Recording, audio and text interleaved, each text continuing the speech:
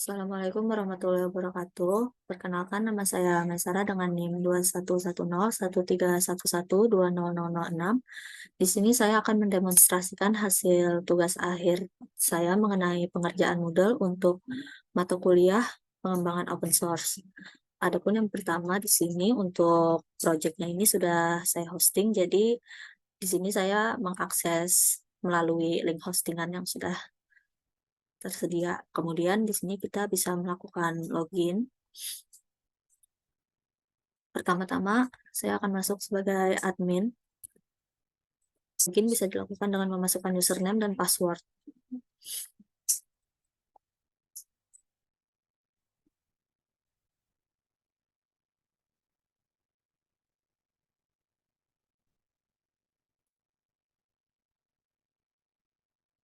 Setelah berhasil login, pengguna akan diarahkan ke halaman home. Di sini ada 3 slide foto dari kampus kita, yaitu ULM.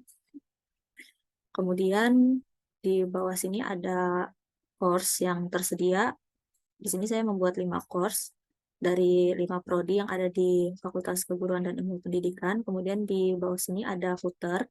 Di sini ada tulisan FKIP, Universitas Lambung Mangkurat, kemudian alamat dari kampus dan email saya. Sebagai admin, kita bisa menyalakan edit mode terlebih dahulu agar bisa mengedit project. Kemudian kita masuk ke bagian My Course. Di sini ada 5 course yang sudah saya buat.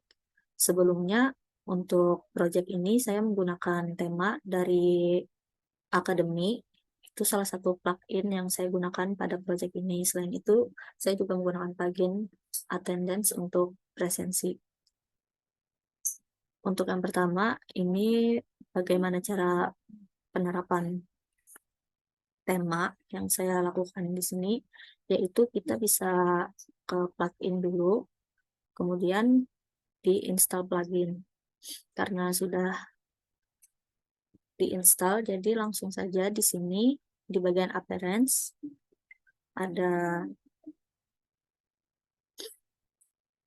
theme setting, theme selector. Di theme selector ini kita bisa memilih plugin tema apa yang ingin kita gunakan pada project ini. Di sini saya sudah memakai tema dari Akademi.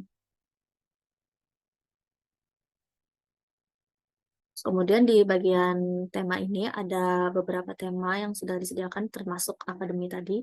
Kita klik. Di sini kita bisa mengkustomisasi tema tersebut.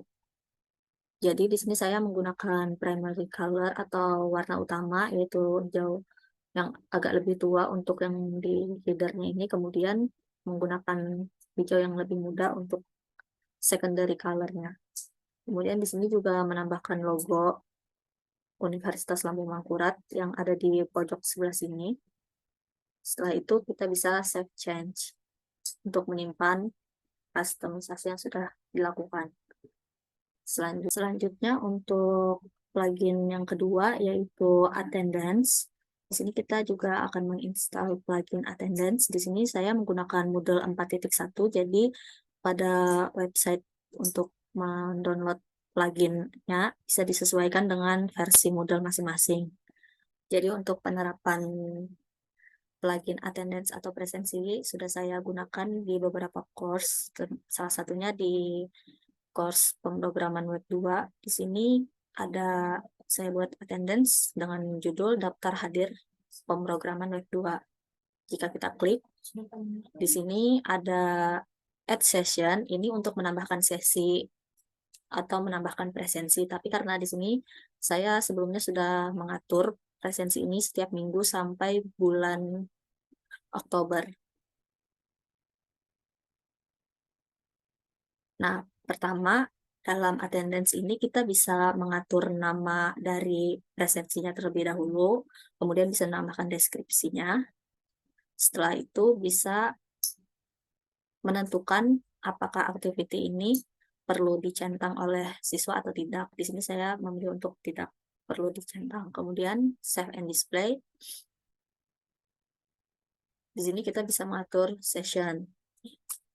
Di sini kita bisa mengatur dari tanggal berapa kita melakukan presensi atau membuka presensi tersebut. Kemudian dari jam berapa, di sini juga bisa, misal di sini dari tanggal 23 Juni jam 00 sampai jam 23.59.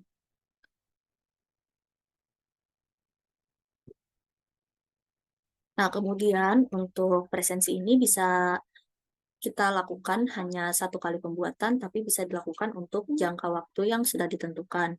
Jika ingin seperti itu, kita bisa mencentang repeat the session above as follows, kemudian memilih harinya, mau hari apa, presensi tersebut diulang. Kemudian diulangnya setiap berapa minggu sekali. Repeat until ini sampai tanggal berapa presensi akan diulang. Kemudian di sini ada student recording. Di sini kita bisa memberi hak akses kepada siswa untuk mengisi presensinya secara mandiri, ataupun guru juga bisa mengisi secara langsung. Di sini kita klik allow student, kemudian langsung kita add.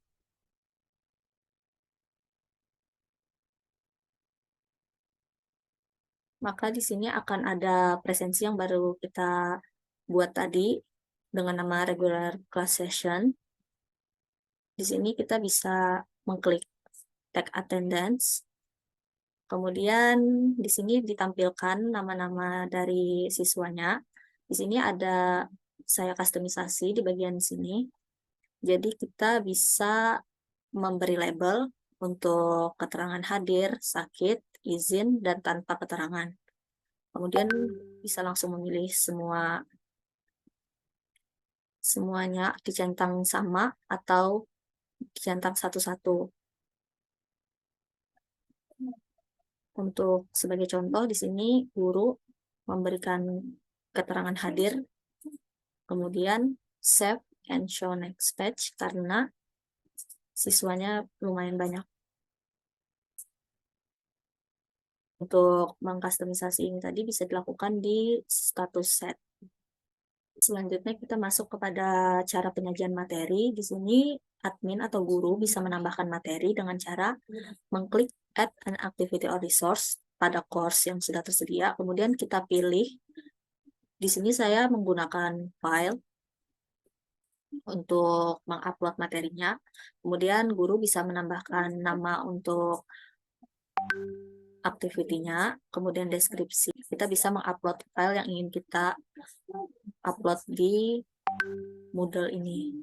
Kemudian activity completion-nya bisa ditandai atau tidak, terserah. Kemudian save and display. Baik, sebagai contoh di sini saya sudah memasukkan materi untuk course pemrograman web 2 untuk pertemuan kedua, yaitu minggu kedua. Di sini disediakan slide materi yang bisa dibaca oleh siswa.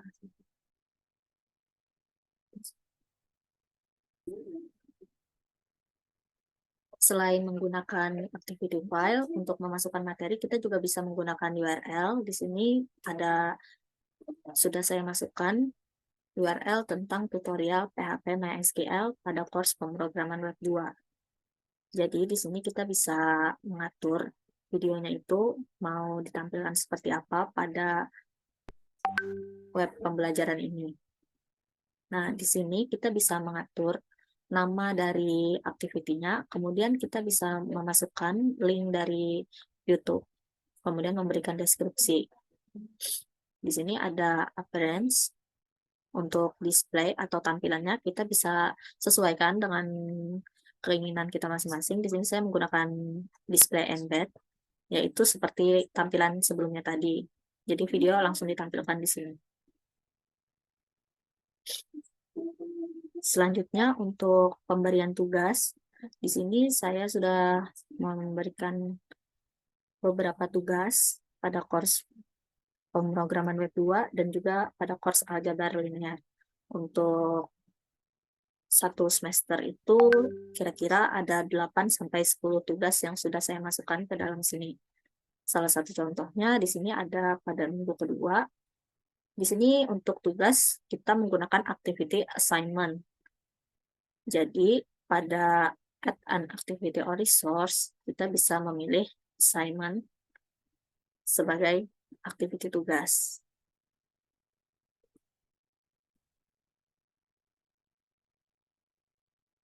Yang ini.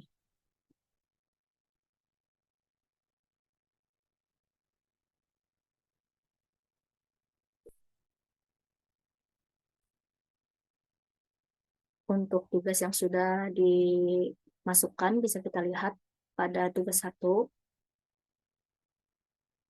di course pemrograman web 2. Di sini ada judulnya tugas 1 review HTML, CSS, JavaScript, dan PHP.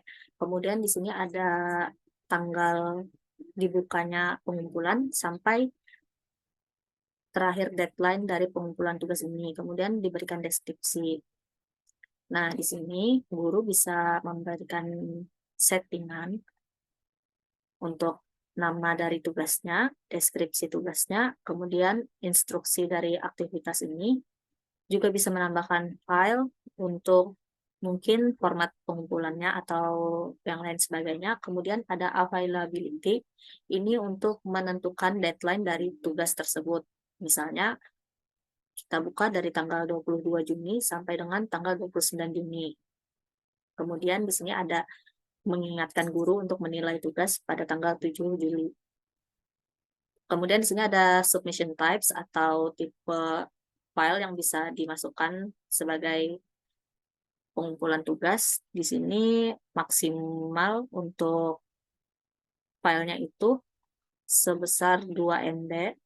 Kemudian file yang bisa diterima yaitu tipe dokumen seperti Doc, Google Doc, atau PDF. Kemudian untuk settingan yang lainnya ini disesuaikan dengan masing-masing keperluan. Bisa kita save and return to course.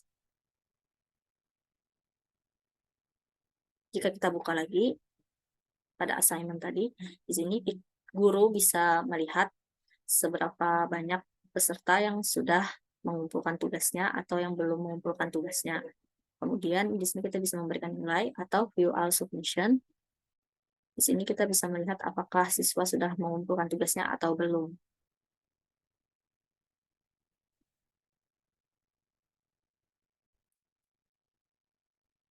Selanjutnya di sini saya membuat sebuah kuis. Untuk course ini terdapat 2 kuis, yaitu kuis 1 dan kuis 2 yang diletakkan di sebelum UTS dan sebelum UAS. Sebagai contoh, di sini kita buka kuis 1. Untuk kuisnya sendiri, saya sudah membuat dengan tipe multi-file atau pilihan ganda 20 soal tentang pemrograman web PHP. Kemudian di sini ada waktu dibukanya kuis sampai ditutupnya kuis. Kemudian di sini kita bisa melihat preview kuis. Untuk kuis ini, guru bisa men-setting nama dari kuisnya, kemudian memberikan deskripsi, kemudian mengatur waktunya. Kuis akan dibuka pada tanggal berapa dan akan ditutup pada tanggal berapa. Di sini, misalnya kita buka pada tanggal 23 Juni dari jam 1 sampai dengan 24 Juni 2023 jam 2 siang. Kemudian time limitnya itu 1 jam.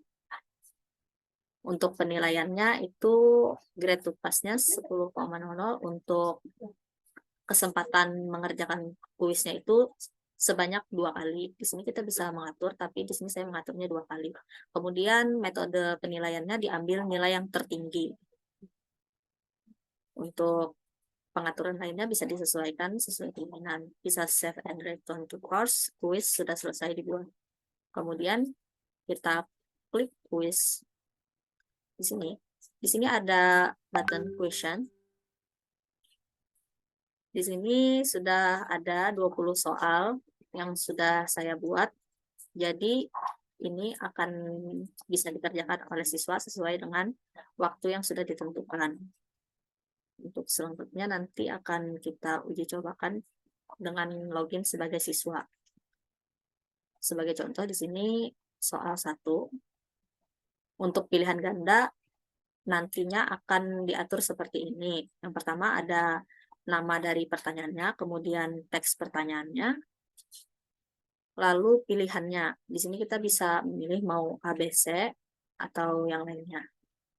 Kemudian di sini tuliskan pilihan pertama, pilihan kedua, pilihan ketiga, sampai pilihan keempat.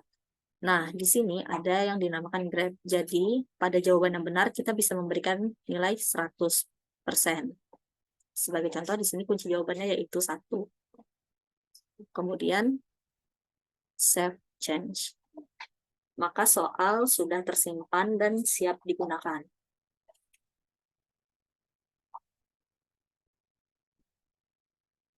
Selanjutnya, saya juga ada membuat chat untuk course pemrograman web 2. Di sini kita bisa mengklik chat. Pada fitur chat ini, user bisa berdiskusi sesama siswa ataupun bersama guru. Jadi untuk chat itu kita bisa klik enter the chat, lalu nanti jika ada siswa yang online juga, maka bisa ikut berdiskusi di dalam kolom chat ini. Selain chat, di sini juga ada forum. Fitur forum ini untuk berdiskusi juga biasanya seperti chat.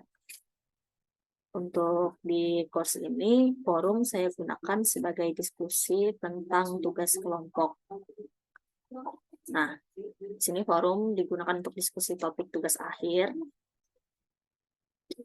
Jadi, siswa bisa mengikuti forum ini untuk saling mendiskusikan topik akhir yang akan diambil. Untuk cara membuatnya, kita bisa memilih pada add an activity or resource. Di sini untuk chat, dan ini untuk forum.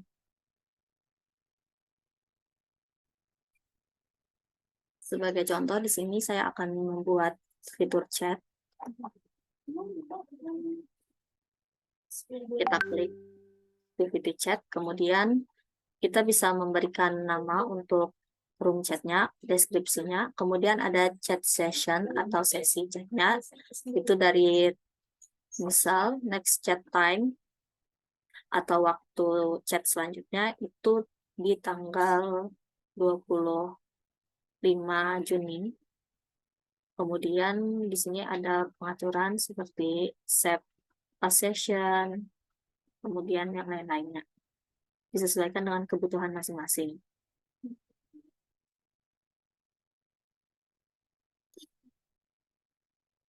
Selanjutnya saya akan beralih untuk login sebagai siswa agar bisa membedakan bagaimana login sebagai admin dan sebagai siswa.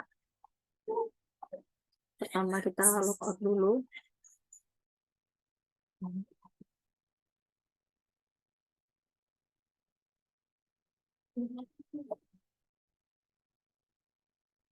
Selanjutnya kita akan login sebagai siswa.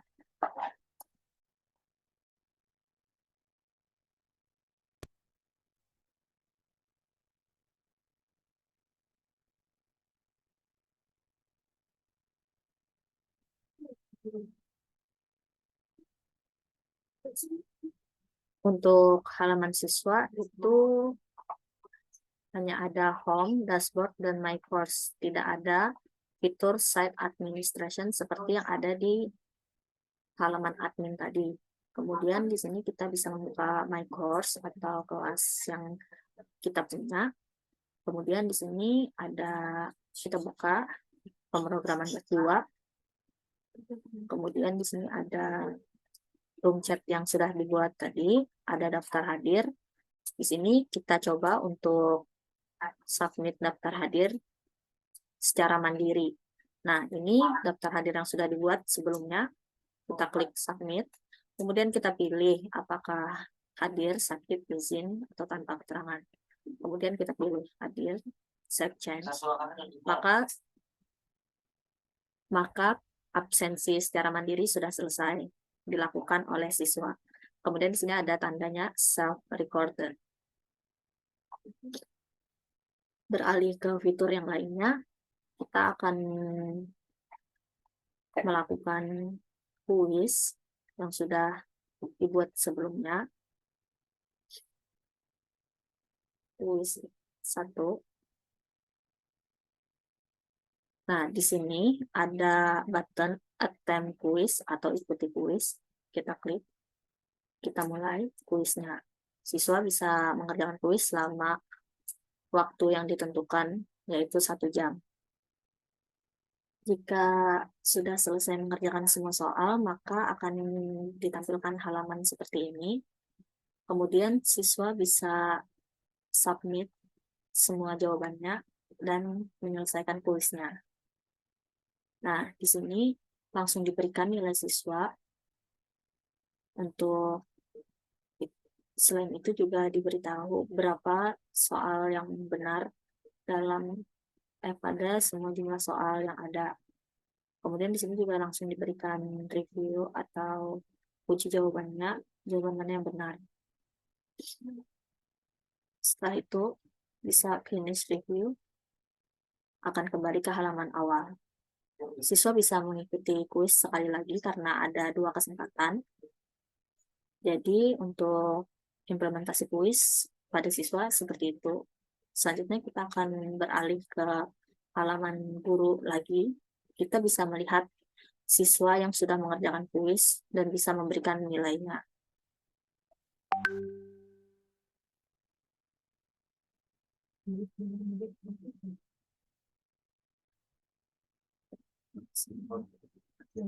Kita masuk ke course pemrograman web 2, kemudian masuk ke kuisnya tadi.